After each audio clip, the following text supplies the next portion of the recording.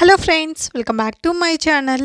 ఈరోజు రెసిపీ ఏంటో తెలుసా ఫ్రెండ్స్? చూడండి, మీరే గెస్ చేయండి ఏంటి వేస్తుందో అని. అదేనండి, కాకరకాయ తాలింపు. నార్మల్గా మనం కాకరకాయ తాలింపు వేసుకొని ఫ్రై చేసుకొని తినాలంటే అప్పటికప్పుడు కట్ చేసుకొని అదంతా చాలా లేట్ ప్రాసెస్ కదా. అదే బాక్స్ ఓపెన్ చేసామా, కాకరకాయలు తీసుకున్నామా, నూనెలో వేసి వడియాల్లా వేయించేసి తినేసామా అనేలా ఈ ప్రాసెస్ ఉంటుంది. ఇంకా టేస్ట్ విషయానికి వస్తే సూపర్గా ఉంటుంది. చాలామంది కాకరకాయ చేదుగా ఉంటుందని తినరు, బట్ ఈ ఫ్రై వచ్చి అంతగా చేదు అనిపించదు. ఇంకా టేస్ట్ విషయానికి వస్తే సేమ్ మనం వడియాల్లాగే ఉంటుంది. సరే, ఇంకా ప్రాసెస్లోకి వెళ్ళిపోదామా. ముందుగా మీరు ఎన్ని కాకరకాయలు తీసుకుంటారో తీసుకొని బాగా వాష్ చేయండి. కొంచెం ఎక్కువగానే తీసుకోండి, ఎందుకంటే ఇది మనం ఎన్ని రోజులైనా స్టోర్ చేసుకోవచ్చు కాబట్టి మీరు చాలా వరకు ఎక్కువే తీసుకొని బాగా వాష్ చేయండి. వీటికి మనము ఆ బొబ్బలు కూడా తీయాల్సిన అవసరమే లేదు. జస్ట్ వాష్ చేసుకొని మనం నార్మల్గా కట్ చేసుకుంటే సరిపోతుంది. ఇంకా కట్ చేసుకోవడం కూడా సన్నగా కట్ చేసుకోవాలి. ఇలా అన్నీ కట్ చేసేసుకోండి.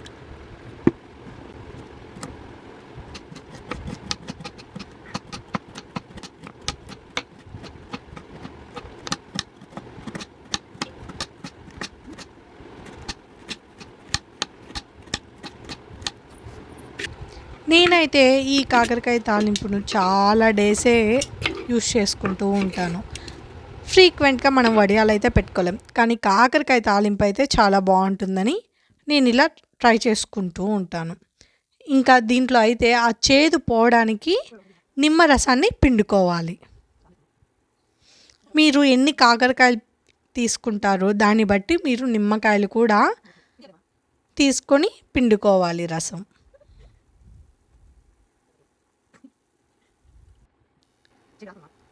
ఈ కాకరకాయ స్టోరింగ్ అయితే చాలా డేసే ఉంటుంది ఫ్రెండ్స్. మినిమం ఒక 3 months అలా కూడా ఉంటుంది. బట్ ఎంత ఎండితే అంత మంచిది. మనకు సరిపడంత ఉప్పు వేసేసుకోవాలి.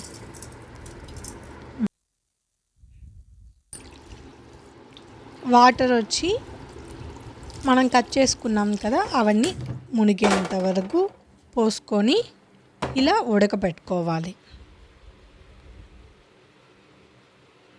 మనం నార్మల్గా కాకరకాయలు ఉడకబెట్టుకుంటాం కదా, అలా ఉడకబెట్టుకోవాలి.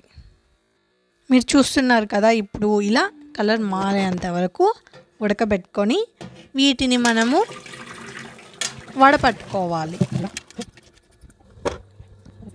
ఇలా నీళ్ళన్నీ వడకట్టిన తర్వాత మనము ఎండబెట్టుకోవాలి. మినిమం ఒక 2 days 3 days బాగా మంచి ఎండకు కానీ ఎండియాయి అనుకోండి, మనకు టేస్ట్ అనేది చాలా కరకరలాడుతుంది. మీలో చాలామంది వడియాలు ఆల్రెడీ పెట్టే ఉంటారు. అలా పెట్టినప్పుడు మీకు ఎండ గురించి కొంచెం ఐడియానే ఉంటుంది. అదేనండి, సమ్మర్ గురించి. సమ్మర్లో అయితే ఇవి చాలా బాగా ఎండుతాయి. ఇంకా అలా ఐడియా ఉన్న వాళ్ళకి ఏం ప్రాబ్లం ఉండదు, చూసుకొని పెట్టుకుంటారు.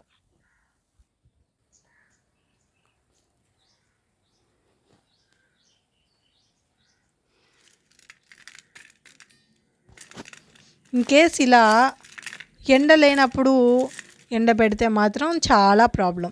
చూసారా, ఇలా ఎండిపోయాయి. ఇన్కేస్ ఎండ లేనప్పుడు ఎండబెడితే బూజు పట్టిపోతాయి.